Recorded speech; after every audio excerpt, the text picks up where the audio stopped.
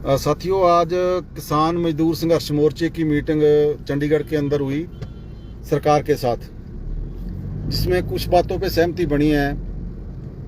जो घग्गर है, मारकंडा है, सरस्वती है, टांगरी ये नदी है, इसके जो तट है वो बहुत कमज़ोर है और इन बांधों को पक्का करने के लिए, चाहे वो घग्गर नदी का बांध है, चाहे वो ड्रेन है, नदी नाले हैं, इन पे भी हमने विशेष चर्चा की है कि पहले 2023 के अंदर किसानों की फसल मारी गई, अब फिर नुकसान हुआ है, भारी नुकसान हुआ है, बारिश ने भी नुकसान किया है, जिस पे एक अधिकारी नियुक्त कर दिया गया है जो मोर्चे के साथ बात करेगा, जिसमें हिसार जो ड्रेन है, दादरी ड्रेन है, उसकी विशेष चर्चा करी गई और जिसके हमने बताया कि भारी तबाही उस ड्रेन ने मचाई है और घग्गर के जो तट हैं वो कमज़ोर हैं।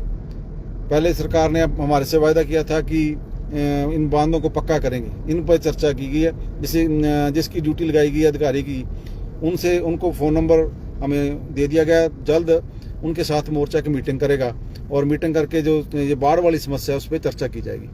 अगली बात, जो किसानों के ऊपर मुकदमे हैं, मुकदमों के लिए भी एक अधिकारी, पुलिस का बड़ा अधिकारी नियुक्त कर दिया गया है, जिसको मोर्चा जो नामों जिन किसानों पे मुकदमे हैं उनके नामों की लिस्ट देगा और सरकार ने माना कि हम मुकदमे वापस लेंगे। सबसे बड़ा इशू था मुआवजे वाला। मुआवजा सरकार ने 15,000 घोषित कर रखा है, जिसपे हमने ऐतराज जताया कि 15,000 बहुत कम है। मोर्चे ने 50,000 की मांग की है। हमने कहा कि पंजाब सरकार 20,000 दे रही है तो हरियाणा सरकार को भी 15,000 नहीं देना चाहिए, उससे मुआवजा बढ़ना चाहिए। उन्होंने अभी इस पर कोई स्थिति स्पष्ट नहीं की है मुआवजे के ऊपर, उनके विचार करेंगे, मतलब वो बात स्पष्ट नहीं है। जिसमें एक फीजी वायरस आया हुआ धान पे, उसको भी क्षतिपूर्ति पोर्टल पे ले लिया गया, इसका मुआवजा देने की बात की है। और एक बीमा जो है, कंपनियां जो बीमा करती है, एक सरकार भी अलग से बीमा करेगी जिसका 1,500 रुपये प्रीमियम किसान से भराएगी, 30,000 रुपया जो है मुआवजा देगी। और जिसका सबसे बड़ी बात यह है कि एक खेत को इकाई माना जाएगा। जैसे जो प्रधानमंत्री फसल बीमा योजना है, वो एक खेत को इकाई नहीं मानते, वो सारे गांव को, इलाका जब खराब हो जाता है तब उसको मुआवजा देते हैं। मगर इसमें बड़ी बात है कि ये सरकार, हरियाणा सरकार करेगी, जो जब बीमा की डेट टप जाएगी उसके बाद एक सरकार अपने तौर पे बीमा करेगी, जिसमें 30,000 के लगभग मुआवजे का प्रावधान है। जिससे सबसे बड़ी बात है कि 1 एकड़ को इकाई माना गया। तो कुछ बातों पे चर्चा हुई है। अभी सरकार के साथ जो चर्चा करके आए हैं उस पर सरकार कितना खरा उतरती है, ये आने वाले समय में पता लगेगा। हमें धरातल पर किसानों और मजदूरों को संगठित करना पड़ेगा, जिसमें हमने मजदूरों की मांग भी रखी है, क्योंकि किसान और मजदूरों का जो साझा मोर्चा है और मजदूरों की मांगे भी रखी हैं। जिसमें मनरेगा की जो स्कीम थी, जिसे नदी नाले साफ करवाए जाते थे, खाड़े साफ करवाए जाते थे, जिससे किसान को फायदा होता था, वो वापस ले लिया गया काम, कच्चा काम, उस पर भी चर्चा करी है। तो इन तमाम मुद्दों पर चर्चा हुई है आज। तो आने वाले समय में हमें संघर्षों का मैदान और बड़ा करना पड़ेगा। जैसे बट्टू क्षेत्र के अंदर सेम वाली समस्या है, उस पर भी हमने चर्चा की। उन्होंने, सरकार ने के अधिकारी ने विशेष रूप से कहा कि हमने बट्टू क्षेत्र के अंदर बोर लगवाई थी, तो हमने उस पर चर्चा की, वो बोर बंद पड़े हैं, उससे दोबारा चलवाया जाए। और अभी और सुधार की जरूरत है। लोगों के खेतों में पानी भरा पड़ा है, ये फसल तो गई, आने वाली गेहूं की फसल भी नहीं बोई जा सकती। तो इन सब समस्याओं को हमने सरकार के समक्ष रखा है। और आने वाले समय में जिसमें जो सब्सिडी दी जाती है उस पर भी हमने कहा भी ये बहुत बड़ा घोटाला है। जो यूरिया DAP खाद के ऊपर भी खुल के चर्चा की गई, किसानों को DAP और यूरिया नहीं मिल रही। इन तमाम मुद्दों पे आज चर्चा हुई है। सरकार ने इस पर हमें आश्वस्त तो किया है, मगर वो कितना खरा उतरते हैं आने वाले समय में हमें पता लगेगा।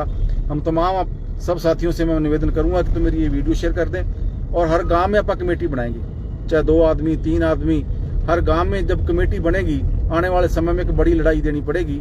क्योंकि सरकार पे विश्वास करना भी कठिन है, क्योंकि आने वाले समय में पता लग सकता है जो उन्होंने वायदे किए कितना पूरा उतरते हैं। तो इस पर चर्चा करने के बाद अभी हम बाहर आए हैं मोर्चे के साथी। तो हम सब साथियों से निवेदन करते हैं इस वीडियो को शेयर कर दें। जो ड्रेन वाली समस्या है, हिसार वाली, उस पर विशेष कहा कि इसको जो ड्राई एरिया के अंदर पानी दिया जाए, ताकि जो बार बार किसानों की फसल मर रही है उससे निजात मिले। और उसे पक्का करने के लिए भी हमने बोला है।